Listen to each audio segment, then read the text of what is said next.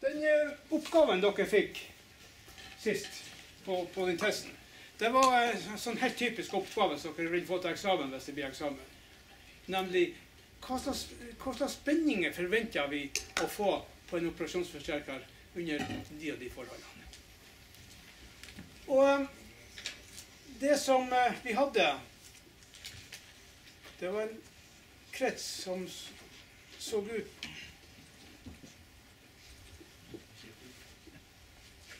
Hvor pluss og minus står på en operasjonsforsterker når vi tegner den, der stiller vi helt fritt. Vi kan tegne pluss oppe og minus nede, eller minus nede og pluss oppe. Det er etter så det høver med når vi tegner. Jeg tror på protesmodellene så har vi minusen øverst, plussen nederst. Men i dette tilfellet så betyr det ikke noe.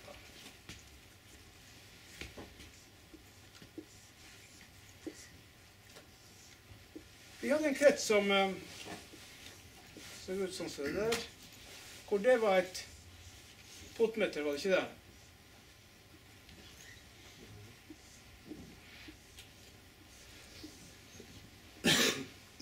Sånn.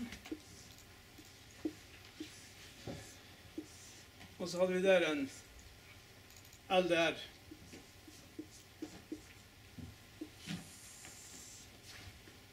Pluss.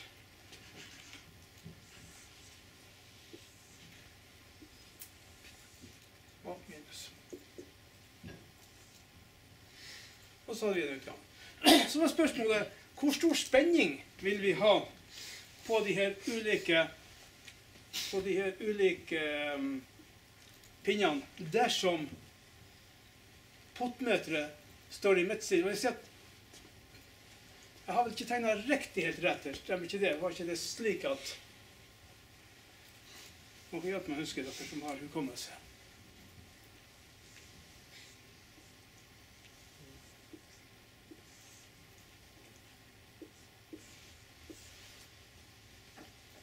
Var det ikke slik den var? Med et potmeter midt i.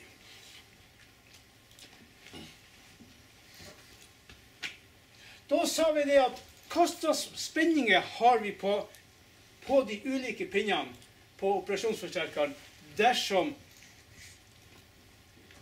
LDR-motstand og den motstanden der som vi kan kalle for R1, hvis de to er like stor, potmeteret står i midtstillingen. Hvor stor spenning har vi på utgang på operasjonsforsterkeren da? Og da hadde vi pluss 12 volt der, og så har vi selvfølgelig, så skriver vi minus, skriver vi 0 volt der. Og da fikk jeg mange gode og til dels velbegrunnet feil forslag. Det der er ikke vanskelig. Det der er egentlig veldig lett, hvis man ikke tenker vanskelig. Og det der sliter dere. Dere tenker stort sett fraktelig vanskelig på ting som ikke er vanskelig. Hvis vi begynner å analysere hva vi har her. Vi har en krets på inngangen av operasjonsforsterkeren med 4-5 motstander. Men så vil jeg sette visse betegnelser på de her. Og hvis vi begynner å se på hva er det vi har på inngangen der. Jo, vi har først en LDR-motstand. Sånn. Og så har vi en motstand her igjen.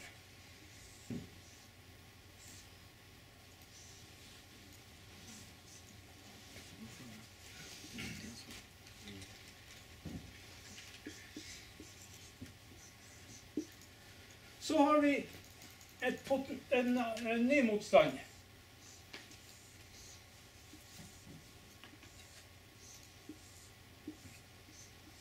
Og så hadde vi den vi kan kalle for R2.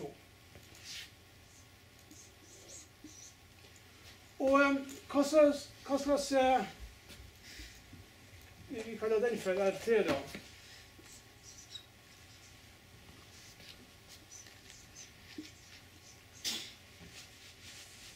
Hva vil R2 og R3 bestå av nå, egentlig? Når potmeteret står akkurat i midtstilling. Hvordan kan vi si et potmeter i midtstilling? Hva kan vi erstatte det med? Hva? Med ingenting. Med ingenting. Ja. Ja, det blir jo fritt. Ja. Spenningsdeler. En spenningsdeler, ja. Et potmeter, det som står der.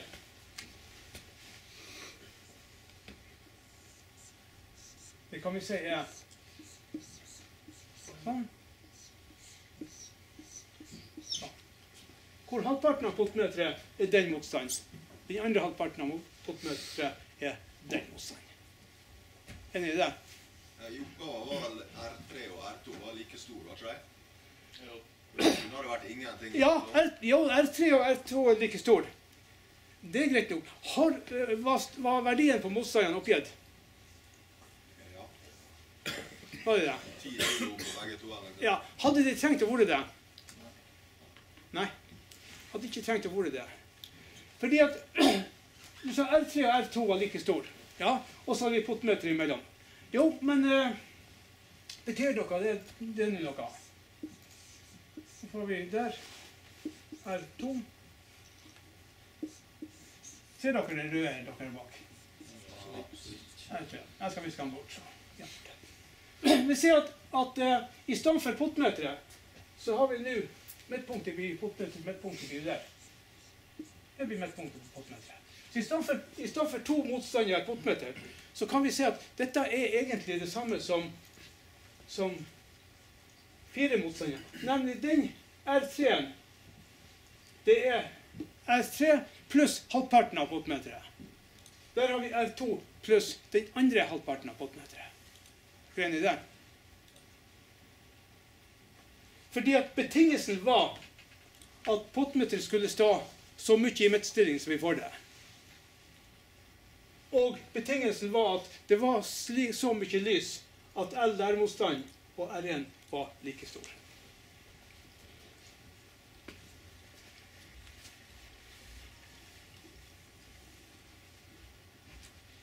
Når de forutsetningene er til stede, så har vi der var minusen. På det punktet der var plussen. Hva slags fag er det vi har her? Jo, har vi jo ren elektroteknikk med beregning av motstander. Når der er pluss 12 volt,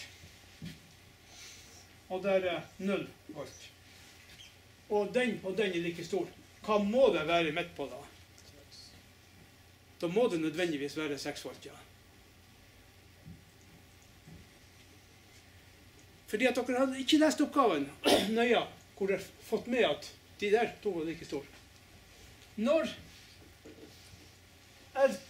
den blir den og den er like stor, hva må det være i midtpunktet? Da må det være 6 volt, ja. Ja, da er vi også der på halvparten. Det betyr at vi har 6 volt, 6 volt.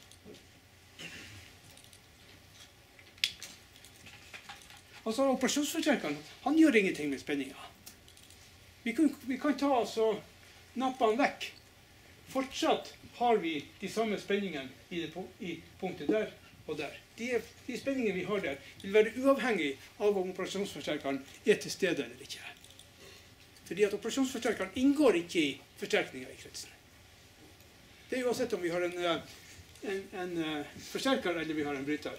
Så operasjonsforsterkeren i seg selv bestemmer ikke spenningen på inngangen. Spenningen på inngangen de er bestemt av de utvendige komponentene. Så det nettverket der er det som bestemmer spenninga, ikke operasjonsforsterkeren. Hva har vi så på utgangen?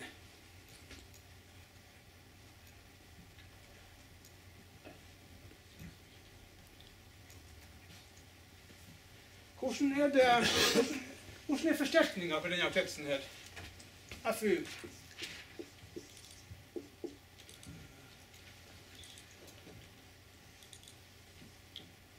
Hvor stor er FU for den der?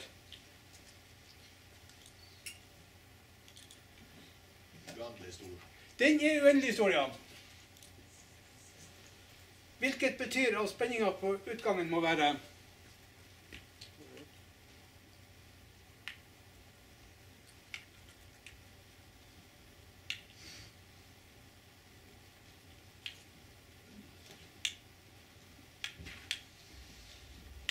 Hvis vi har uendelig stor forsterkning,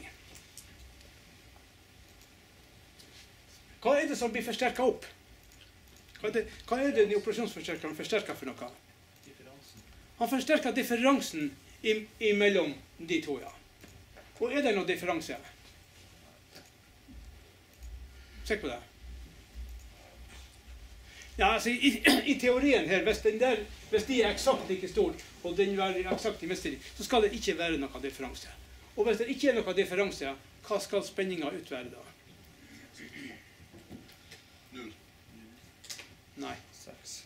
Den skal være 6 volt, ja. Teoretisk sett så skal den være 6 volt. Men vil dere kunne få 6 volt her?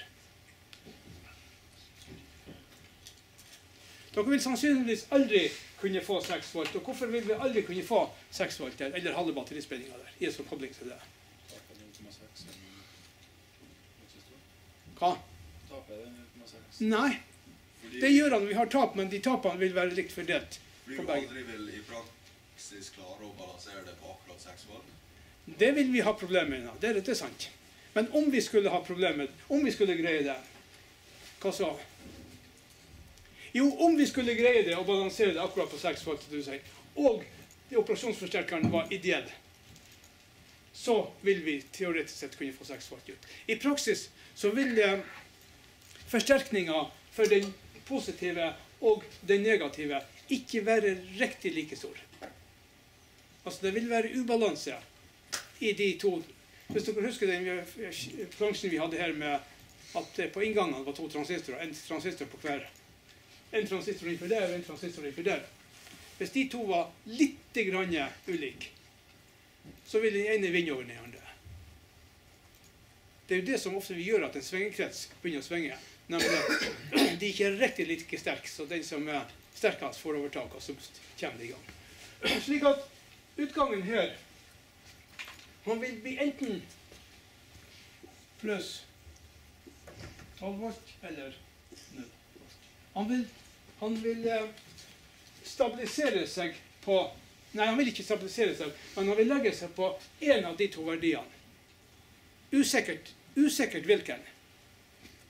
Men han vil også faktisk kunne stå og så vippe imellom de to verdiene. Altså vi får rett og slett en krets som står der og slår seg av og på. Så det er en krets som ikke er særlig god i praksis. Så får jeg med det der som... Ja. Får satse på at det er skarpt.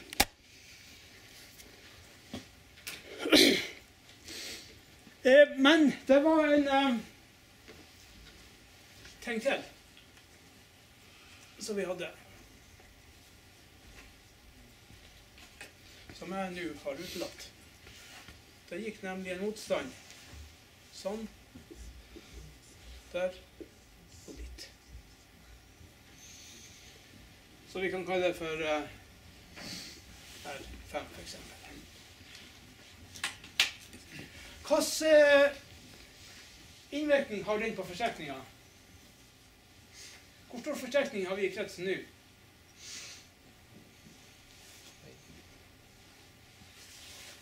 Hva har den motstanden der gjort med forsterkningen i kretsen?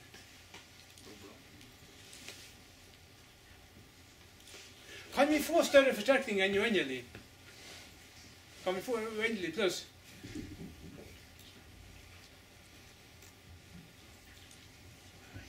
Nei, vi kan ikke få uendelig litt til. Det tror jeg ikke går.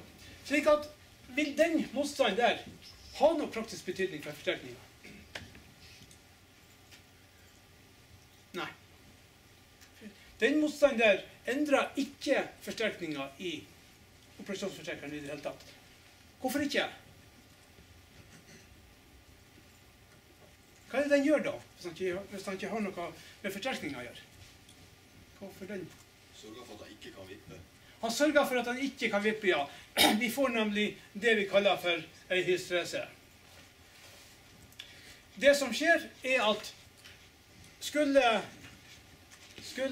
den LDR-en endre seg slik at spenninga i minusinngangen blir lavere enn plussinngangen, man tror at plussinngangen får overtaket. Hva skjer da med spenninga på utgangen? Hvis spenninga på inngangen, plussen får overtaket på inngangen, hva skjer med spenninga på utgangen? Nei, plussen er størst. Da går den høy, og når den går høy, ja vel, så kjører vi en del av spenninga tilbake via R5 og inn på den der som var 6 volt. Hva vil den være nå? Hva skjer med den spenninga når vi tar en del av 12 volten her på utgangen og fører tilbake og inn på plussen? Han øker litt grann, ja. Kanskje han øker fra 6 til 6,5 volt. Hvor mye han øker, det kommer an på størrelsen vi har på den. Kanskje den øker nå til 6,5 volt. For det vi får da, vi får nemlig her, så vi fører plussen videre bortover her, så får vi nemlig nå slik en motstand der som står heter R5, koblet dit, ikke sant? Stemmer ikke det? Hva skjer nå? Jo, sånn rent spenningsmessig så kommer jo R3 pluss og R5 i parallell. Hva skjer med totalmotstand der? Jo, totalmotstand der går ned, spenninga i det punktet, de to blir mindre enn den, og spenninga i det punktet øker. Da har vi fått lagt inn en differanse, slik at nå har vi fått en halv volt å gå på endring for at det eventuelt skjer noe på nytt igjen. Hva skjer så? La oss si at den er stegen til 6,5 volt. Og nå vi får en endring slik at nå denne plussen går ned. Den ligger fortsatt på 6. Den ligger på 6,5.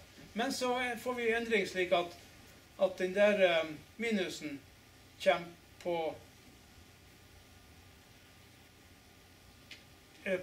stig, slik at den minusen kommer over 6,5 volt. Og den der plussen blir lavere. La oss si at minusen stiger nå til 7 volt. Hva skjer? Den blir 7, den blir 6,5.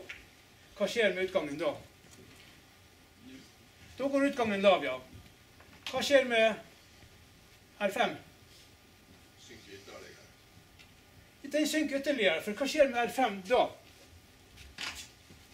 Hvordan vil nå R5 bli liggende? Jo, han vil liggende der.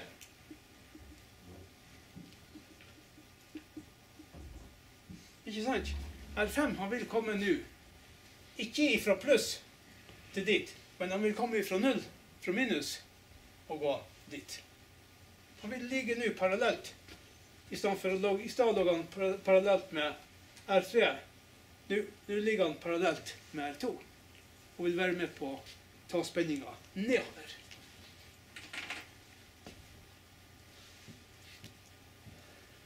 Så størrelsen på R5 er med på å bestemme hvor stor hysterese, hvor stor sprik vi skal ha på inngangen for at han skal reagere.